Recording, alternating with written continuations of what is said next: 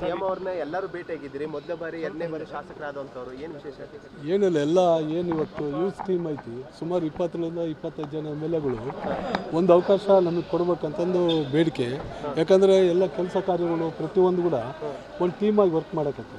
ಆ ನಿಟ್ಟಿನಲ್ಲಿ ಅವ್ರ ಕೆಲಸಗಳಾಗಬೇಕು, ನಮ್ಮ ಕೆಲಸಗಳಾಗಬೇಕು, ರಾಜ್ಯಕ್ಕೊಂದು ಒಳ್ಳೆ ಮೆಸೇಜ್ ಕೊಡೋ ನಿಟ್ಟಿನಲ್ಲಿ ಇವತ್ತೇನು ಸುಮಾರು ಇನ್ನೂ ಅನೇಕ ಜನ ಶಾಸಕರು ಬಂದಲ್ಲಿ ಒಂದು 15 ಜನ ಬಂದಿರ್ಬೋದು, ಇನ್ನೂ ಒಂದು 10 ಜನ ಅಂತೂ ಶಾಸಕರು ಇದ್ದಾರೆ.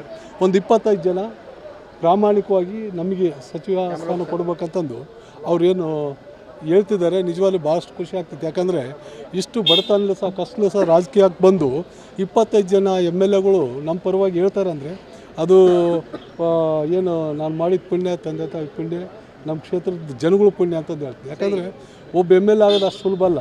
ಅಂಥದ್ರಲ್ಲಿ 20ರಿಂದ 25 ಜನ ಬರ್ತಾರೆ ಅಂದರೆ ನಿಜವಾಗಿ ಭಾಳಷ್ಟು ಖುಷಿ ಆಗ್ತೈತಿ. ಯಾವ ರೀತಿ ವ್ಯಕ್ತಪಡಿಸಿ ಎಲ್ಲರೂ